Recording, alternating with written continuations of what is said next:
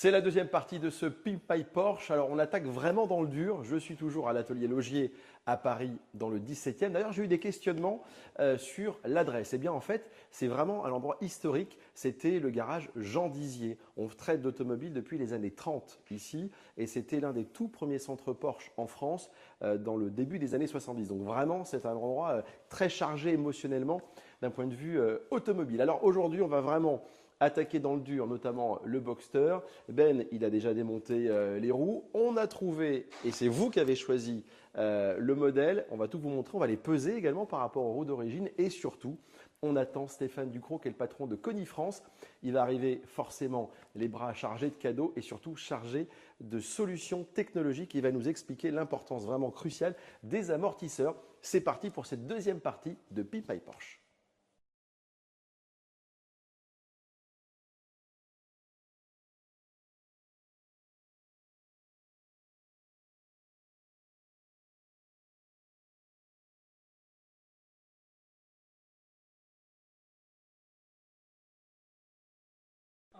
Bon, l'acolyte, il est là, Ben. Oui. Donc là, on attaque vraiment dans le dur sur celle-ci. On y va, on va dans la méca. Les amortisseurs, donc la voiture, je vous dis, elle est 2000, donc elle a 25 ans. Elle a 55 000 km, ce qui est vraiment très très peu. Donc pour toi, les amortisseurs, c'est d'origine. Là, c'est complètement d'origine. Ça a été vérifié avec la référence. Et puis, il y a l'année de la pièce directement sur le port. Globalement, ils sont en bon état, hein. Oui, ils sont en bon état. Visuellement, ils sont en bon état. Mais après, ils ont 25 ans. C'est pas forcément le kilométrage. Ok. Bon, ça, on a Steph qui est en train d'arriver, qui va nous expliquer tout ça. Ce qu'on a arrêté sur le Boxster, tu nous rappelles? Alors là, on a déterminé des jantes. Ouais. Ça, les jantes, c'est vous qui les avez choisies. On avait 3 jantes. On va, donc bien sûr, c'est les jantes de GT3, hein. 70% des votes, c'était ça à peu près. Voilà. Ça a été une écrasante majorité, si ce n'est pas 75%. Après, il y a eu un peu les jantes turbines, quasiment celles qui ressemblent à celles d'origine, mais plus jolies. Et les jantes à bâton, celles-ci, je crois qu'il y a eu 3 personnes qui ont dit OK. Non, mais vraiment, pourtant, elles ne sont pas moches, hein. Non, non, non. Mais c'est vrai que les jantes de GT3 sont super belles. Alors, est-ce qu'elles sont efficaces? Ben, il est malin, il m'a dit écoute, on va les peser. Donc, ça, ce sera pour un petit peu plus tard. Du coup, jantes, Jantes, amortisseurs. amortisseur. On va chercher l'échappement. Et on va faire une petite surprise. On va mettre un levier court. Le change. Ah là, regarde, il arrive. C'est le Père Noël, Steph. Salut les gars. Ça va, mon Steph? Salut Ben. Salut Greg. T'as la forme? On fait un check. Attends, je vais t'aider un peu. Oh, oui, Bon, ça, c'est une partie des amortisseurs, hein, parce que ne Il y en a pensez 4. pas qu'il y en a 4 là-dedans, hein. Il y en a Ils sont 4. forts chez Coni quand même, hein. Alors, amortisseur, ça, c'est quand même. Attends, je vais le mettre là. C'est un gros morceau. Ben me disait qu'ils sont d'origine. Ça, tu Oui. vas confirmer. Je confirme, ils sont d'origine, oui. Du coup, ça change tous les combien? Parce que c'est les amortisseurs, j'entends de tout, moi. Il y en a qui disent c'est minimum 100 000 avant pour les changer. Mais est-ce que l'âge, comme disait Ben, c'est hyper important? Alors, l'âge joue dans l'usure de l'amortisseur, puisqu'en fin de compte, on lamine de l'huile, donc l'huile va se dégrader. Une voiture qui a 25 ans, l'amortisseur, bon, il faut que ça bouge. On peut avoir aussi, si la voiture ne bouge pas et ne roule pas, on a des joints dedans. Si les joints ne sont pas graissés, on va créer des fuites. Voilà. Et c'est souvent des fuites qui arrivent sur des vieilles voitures. Et puis l'huile s'est dégradée, comme souvent c'est du bitume hydraulique, on a de l'air, mais une oxydation de l'huile. Tous les combien de temps il faut les changer? Ça dépend. Ça dépend de quoi? Ça dépend de ce qu'on fait avec. Voilà. Tu fais de l'autoroute. L'amortisseur, il ne s'use pas sur l'autoroute, hein. Non, tu ne pas les freins non plus. Voilà. C'est vrai. Tu fais que de la petite route de la montagne, écoute, tu vas user de l'amortisseur parce que tu sollicites, tu tournes le volant et des freins aussi. Et des pneus, et tout. Voilà. Donc il n'y a pas de règle, je veux dire, regarde là, mais on sait qu'au bout de 100 000, il faut faire vérifier, quoi. Je veux dire, allez voir son garagiste, parce qu'en fin de compte, l'amortisseur, c'est une usure très lente. Tous les jours, ça se dégrade et on adapte sa conduite. Donc, on sent plus. Donc en fait, on va s'habituer à la dégradation infime mais progressive de l'amortisseur. Et même si la voiture tient moins bien la route, on s'est habitué, quoi. Oui, on corrige, on compense. Voilà. Ah, tu vois, c'est vrai. Et il n'y a pas de témoin. Et tu n'as pas de témoin d'usure comme sur un pneu. Sur un pneu ou sur un frein. Voilà. Donc, Ah ouais. le contrôle technique ne nous aide pas non plus. parce que le contrôle Fais technique. gaffe, on va se mettre à dos tous les contrôleurs. On va dire, qu'est-ce qu'il dit, le gars de chez Conif? Non, pourquoi? Je vais vous expliquer. Le contrôle technique, ils font leur boulot. Ils font bien leur boulot, c'est pas ça. Ils vont contrôler la dissymétrie entre la droite et la gauche. Donc, s'il n'y a pas de dissymétrie, C'est-à-dire que si les amortisseurs sont rincés, mais usés de la même façon, pas de dissymétrie, Pas de contre-visite. pas pas de de contre-visite. contre-visite. Alors, ils vont regarder, bien sûr, s'il n'y a pas de fuite, si les blocs sont. Si les soufflets aussi. Oui, voilà, donc voilà, il n'y a pas que ça. Mais s'il n'y a pas de dissymétrie, si c'est usé, voilà, pas de contre-visite. Donc, voilà. Bon, ça, c'est pas de leur faute, c'est les règles. Hein. C'est les règles. Non, tout à fait, on ne conteste pas. Mais l'expertise, c'est quand même le garagiste. Il a l'habitude des voitures, il sait comment. Enfin, voilà, donc il sait. Ils sentent. Il sent. Je veux dire, il fait un tour, je veux dire, il fait 2 km avec, il sait tout de suite. Voilà. De toute façon, si ta voiture commence à dribbler, Ouais. si tu sens que tu arrives sur un obstacle, une petite bosse, c'est tout, tu dis bon, ça va pas. Bon, quoi qu'il en soit, on a décidé avec le propriétaire qu'il fallait qu'on change les amortisseurs. Alors, on avait différents choix chez vous. Il y a du Koni Sport, il y a du Koni Spécial active, et tu m'as dit, bah, ça dépend de l'usage. tout à fait. En plus, vous avez changé les jantes, j'ai bien compris. Ouais. Alors, je t'explique. D'origine, tu es en 17 pouces. Ok. Ok. La taille, le flanc des pneus, c'est hyper important aussi. À l'avant, c'est du 50. Oui. Et à l'arrière, c'est du 40, si je dis pas de bêtises. D'accord. En monte d'origine. Ok. On va passer en 18, qui était une option d'époque chez Porsche. À l'avant, on sera en 40. Donc, Ok. on descend de 2 tailles. Ouais. Et à l'arrière, on descend en 35. Ouais. Donc, on va voir moins d'élasticité. Oui, tu as moins de gomme, tu as moins de Moins de hauteur de gomme. pneus. Voilà. Donc, on avait le choix, comme tu disais, amortisseur sport, amortisseur spécial actif. Et vous m'avez dit, vous voulez garder quand même du confort. Bah, ça, c'est une voiture qui ne va pas faire de circuit. Hein. D'accord. Ça, c'est une voiture qui va faire de la balade, peut-être un peu sportive, des petites routes sympas, mais c'est pas pour aller taper des temps sur circuit. Ça, c'est sûr que non. Donc, Pareil pour la 996, hein, c'est pas le but. Ok. Donc, moi, je préconise quand même d'utiliser la gamme spéciale active. On va garder du confort. On va garder tenue de route et confort en même temps. Voilà, c'est un Donc c'est amortisseur. quand même assez sportif, mais c'est pas casse-dos. Tout à fait. Et en plus, avec les jantes en 18, moins d'élasticité sur le pneu, on va vraiment filtrer toutes les imperfections de la route Ok. avec ce type d'amortisseur. Donc on garde le côté, parce que vous savez, l'ADN Porsche, on dit toujours, c'est la polyvalence. C'est ça que les gens, les Porschistes, ils aiment Tout à une fait. voiture qui peut tout faire. Oui. Alors en revanche, sur la 968, là on a un cahier des charges plus sportif. Et le proprio de la 968, il rêve du châssis M030, Ok. qui était une option sur cette voiture-là. Et le fournisseur officiel de l'époque, c'était Koni. D'ailleurs, l'histoire entre Koni et Porsche, ça remonte à quand? Écoute, on a fait des recherches. On a fait des recherches à l'usine. Dans les années 50, on va dire, voilà. ouais, c'est vieux. Oui, c'est vieux. Parce que Koni, c'est une entreprise hollandaise Tout à fait. et c'est hyper ancien. Hein. C'est hyper ancien. Alors, on C'est faisait quoi? C'est 1800? 57. Ah ouais, c'est vieux. Alors, on n'était pas, sur l'automobile, hein, on était sur l'hippomobile à l'époque. Hein, Ah, voilà. bien sûr. Ouais. On faisait des selles et des harnais pour les chevaux. On est venu après avec des fourreaux pour graisser les lames de ressort. Ok. Et on est venu sur les premiers amortisseurs à friction dans les années 30. Voilà. Après, il s'est passé la guerre. Là, on a fait les inverseurs gazogènes qu'on connaissait en France parce qu'il n'y a pas de pétrole, donc on mettait du gaz avec les bouteilles, on voyait dans les films. Et on est venu dans les amortisseurs comme on connaît aujourd'hui, le bitume hydraulique réglable, après la Seconde Guerre mondiale. Et alors, il y a une petite histoire qui est intéressante justement avec Porsche. Dans les années 50, le roi de Hollande était un féru d'automobile. Il avait des Ferrari, il avait des Porsche. Ok. Et puis il trouvait que ça ne tenait pas très bien la route, franchement. Donc il est arrivé à l'usine, il a dit les gars, il faut me faire quelque chose. Voilà. C'est le roi de Hollande Hollande, oui, qui a demandé à l'usine Ouais. en disant, vu que c'était une entreprise hollandaise, tout à fait. trouvez-moi une solution parce qu'il faut que ça tienne par terre. Voilà. C'est drôle, Donc on a regardé, c'est marrant. voilà, tout à fait, on a regardé, on a fait vraiment des amortisseurs personnalisés pour lui. Et c'est là où on a démarré les deux collaborations, qui sont quand même des grandes marques, hein, je veux dire Porsche et Ferrari, grâce au roi de Hollande. Donc voilà. ça, c'est les années 50. C'est les années 50, oui. Début des Donc années c'est quoi? 50. C'est sur 356 principalement. 356. Donc la collaboration, et on retrouve avec les amortisseurs d'origine, hein, je veux dire, on a encore des références d'origine, sur les 356, il y avait une option Koni ou Boguet à l'époque. Voilà. Mais comme sur la 968, le châssis sport, parce que chez Porsche, hein, tu me dis si je dis une connerie, mais M030, c'est la dénomination des châssis sport chez Porsche. On a regardé et j'ai vérifié. Alors, j'ai même téléphoné à Nicolas Weber, que je salue, qui est le centre Porsche Rouen, et il m'a envoyé une photocopie, un screenshot. Il m'a dit, regarde, effectivement, la dotation d'époque, c'est Koni. Tout à fait. Sur la 68 Sur la 68, c'est Koni. Donc, sur le châssis M030. Alors, moi, j'ai interrogé l'usine, parce que je veux dire, c'était très intéressant. Donc, on a ressorti les vieux plans. C'est super ça. Voilà, tout à fait. Donc, c'était vraiment ce qu'on fournissait d'origine, voilà, sur le châssis M030. Et vous le faites encore ou pas? Hélas, on ne le fait plus, parce que la demande a baissé. Alors, la technologie, c'était l'époque, hein, c'était les années 60, partie des années 70. Ouais, 80, 90. Mais dans les années 70, on sourçait, nous, on faisait que l'intérieur de l'amortisseur et on sourçait en extérieur, l'extérieur, ce qu'on appelle la jambe de force. La jambe de force, voilà. ouais. Donc, autant l'intérieur, on maîtrise, on est capable de faire. Aujourd'hui, c'est la jambe de force qui nous manque, quoi. Ok.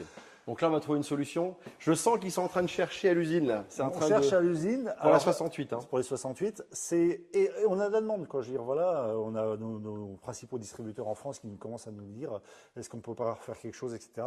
Donc il faut qu'on cherche une solution, justement pour avoir cette jambe de force. Et C'est marrant, voilà, ça. tout à fait. Et il y avait divers tarages aussi dans les plans, c'est assez marrant, quoi. Tout à fait. Ah mais c'est super. Moi, ce que j'aime bien dans l'automobile, c'est toujours ce travail. C'est un petit peu ce qu'on a fait nous là-dessus. C'est qu'on s'est inspiré sur toutes les modifications qu'on est en train de faire sur ces 3 voitures de ce que faisait Porsche à l'époque. On n'est pas parti entre guillemets en mode en sucette comme on dit. Non mais c'est vrai. Donc on vraiment et c'est un peu ce travail d'historien et de se dire ah ouais à l'usine ils faisaient comme ça, les préparateurs machin au département exclusif de chez Porsche. Donc voilà, on est vraiment là-dedans. Donc l'amortisseur c'est celui-là. Donc ça c'est un truc sport confort. Alors, On peut le voir un peu le bébé là. Voilà, on va voir le bébé. Hop. Hop, amortisseur rouge, Koni, Ouais. spécial actif. Alors, nous, on dit que c'est l'amortisseur sans compromis. Je vais vous expliquer pourquoi. Parce que j'avais envie de te dire, les amortisseurs, c'est comme les pneus. Soit tu as beaucoup de grippe, mais ils s'usent très vite. Et les amortisseurs, soit c'est sport, soit c'est confort. Mais tu n'as jamais les deux. Tout à fait. Ouais, c'est toujours été un compromis entre confort et tenue de route. Donc ça, dans les années 2000, on a développé un brevet. C'est un amortisseur qui s'appelle Special Active, qui a une soupape qui s'appelle FSD. En anglais, ça veut dire Frequency Selective Damping. En fin de compte, elle va, pour vous expliquer le système, on a un amortisseur Koni classique sur lequel on a rajouté une soupape. Ok. Une troisième voie de passage d'huile. Ok. Donc, ce qui va donner un amortisseur sport, plutôt typé sport, qu'on va dire, d'origine, mais qui va garder le confort grâce à cette soupape. Alors, je vais être très imagé pour que les gens comprennent. Imaginez, vous roulez sur des routes pavées, dans le nord, par exemple. Tu sais pourquoi il dit ça? Parce que lui, il est du sud et lui, il est ch'ti. Et il se taquine. On les aime bien, on les aime oui, bien. parce que c'est vrai que vous avez le Paris-Roubaix, vous, à vélo. Hein on va se mettre. Alors, les mecs des contrôles techniques à dos, tous les ch'tis à dos, on en a un, donc ça va. Fais gaffe à ce que tu dis, toi. Non, mais on aime bien, ils viennent en vacances chez nous, on les accueille avec grand plaisir. Voilà. Il est bronzé toute l'année, lui, il nous énerve. Donc, la troisième soupape, vas-y, on y retourne. Là. Bon, vous imaginez, vous êtes vraiment sur des routes pavées. Vous roulez Beaucoup de fréquences. Beaucoup de fréquences. Ça devient vite incontrôlable Ah oui. et l'amortisseur monte en pression. Voilà. Donc on perd de l'adhérence. On peut perdre de l'adhérence. Donc avec ce passage d'huile supplémentaire, donc en fonction du déplacement, de la fréquence de déplacement de la tige, ouais. Ouais, tout à fait, on va ouvrir cette voie, cette troisième voie, pour refaire descendre la pression et garder la tenue de route et le confort. Donc en fait, ça s'adapte de façon mécanique, sans aucun système électronique. Exactement. Donc tu as quand même des suspensions adaptatives, Oui, tout à fait. mais mécaniques. Voilà. Ah, C'est pour ça qu'on dit sans compromis. C'est un amortisseur sans compromis entre confort et tenue de route. Voilà. Ouais, j'aime bien, Un peu c'est sportif. sioux, quoi. Voilà. Hein Et ça va vraiment dans l'esprit Dans l'esprit de ça. de ça, tout à fait. Et ça, et la 996, la noire, on l'a fait de la même façon. Ouais. Et la 68, bon, on est parti sur trouver une solution sport. un peu musclée. Voilà. Ok, bon, ça, on va attaquer, tranquillou. Est-ce qu'on n'irait pas se peser les jantes, les gars? Ah oui, On peut. Hein tout à fait. Parce que les jantes que vous avez choisies, donc on est passé en 18, elles sont là. Et on va vraiment vérifier si elles sont plus légères. Regarde, on n'est pas sûr. Franchement, on n'est pas sûr. Mais là, on triche pas, nous. Il n'y a pas de pipeau. Hein. Elles sont posées là-bas. Vas-y, remets ça dans son petit. Donc ça, Ben, la prochaine fois qu'on vient à l'atelier, Voilà, tout ça, c'est monté. Hein. Ça, c'est rouge. Ce sera rouge là, comme les. Alors, tiens, en parlant de rouge, ce sera assorti aux étriers. Au frein de la S. Information, Monsieur Ben. Tu as des freins de S qui ne sont pas montés sur les versions non S. Donc les 2,5 litres, les 2,7 litres en Boxster n'en ont pas. Là, c'est que pour le 3,2 litres. 3 litres 2, qui est les mêmes freins que les 996. Donc là, sur le Boxster S, tu as les freins de la 911. Oui. Donc on n'a pas besoin de changer au niveau du freinage. Là, ça freine top. Voilà. C'est bon à savoir, c'est effectivement. Donc, effectivement, quand on voit chez Porsche étrier rouge, sport. Sport direct. On va voir les jantes.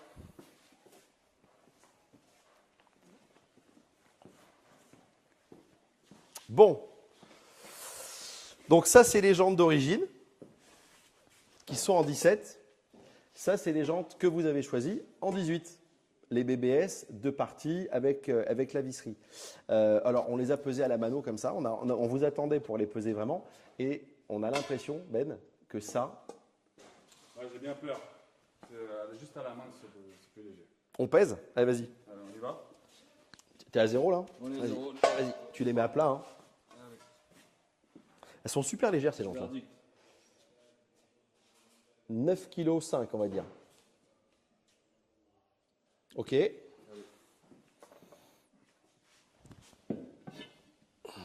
Est-ce que vous êtes prêts? Roulement de tambour. La vache! 11 kilos? Mais non, attends, je recommence.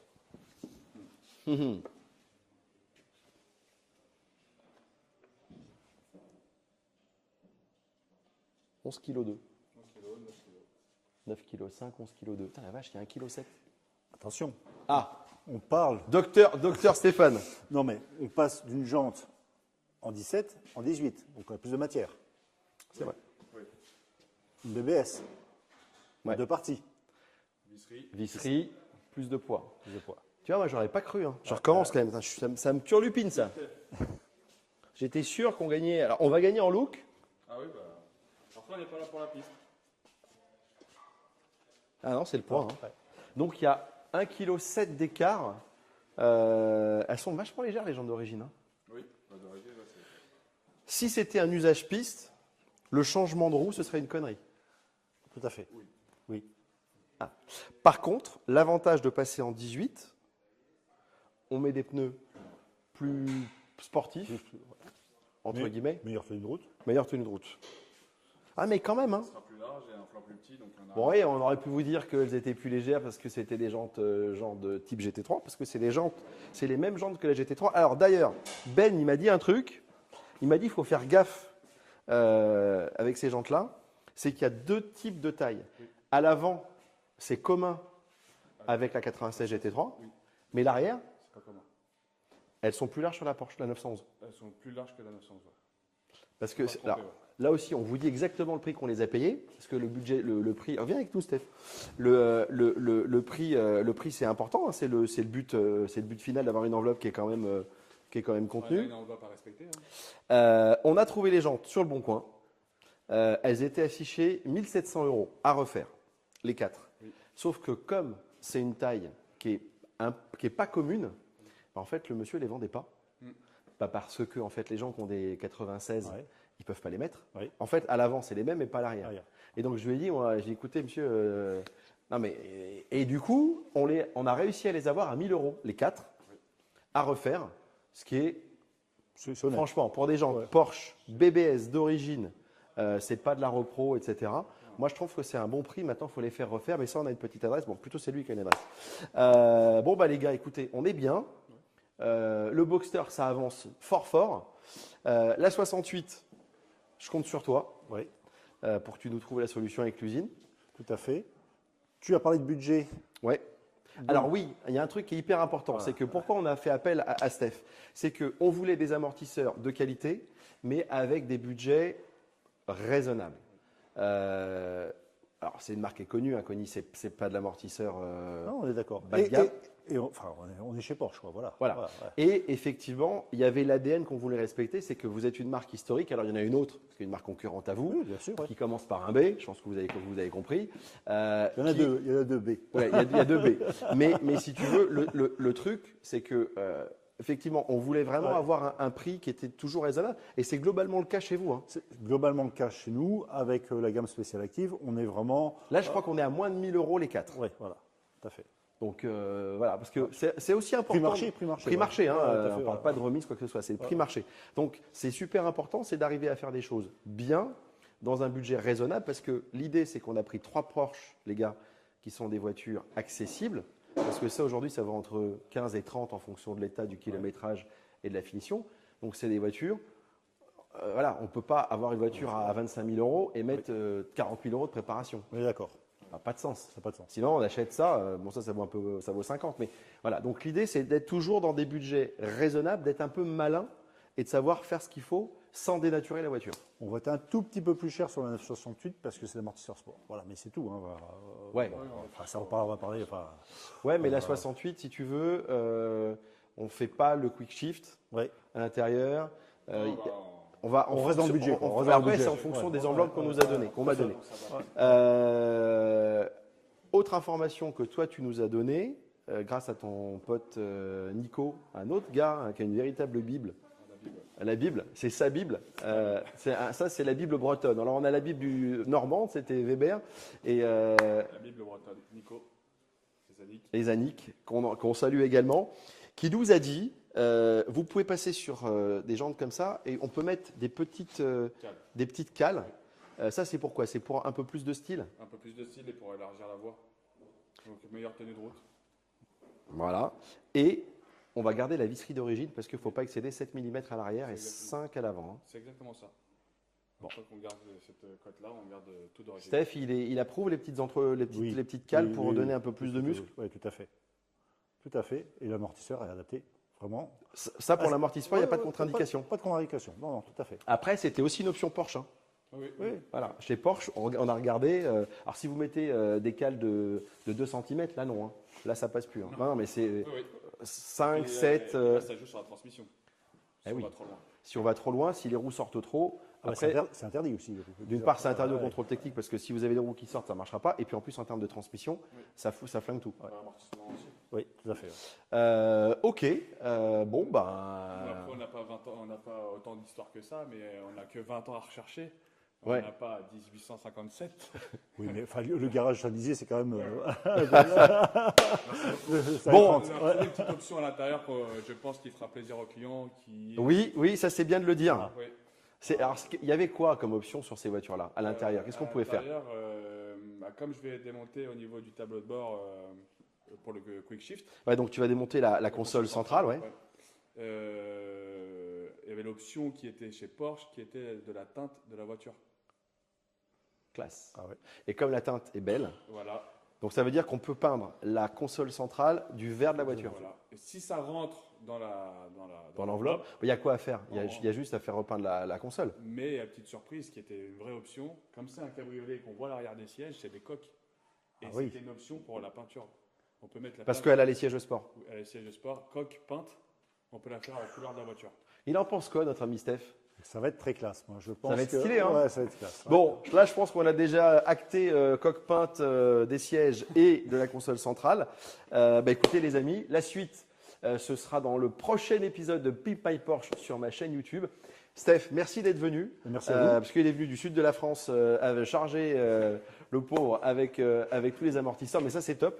Et quand on a affaire à des pros, voilà, en plus du sourire et de la sympathie, on a la connaissance. Et ça, la connaissance, c'est très précieux. Merci également à nos amis qu'on a appelés, Nico et Zanik qui est en Bretagne, Nico Weber qui est en Normandie, qui sont des gars qui ont 30 ans, 35 ans de Porsche.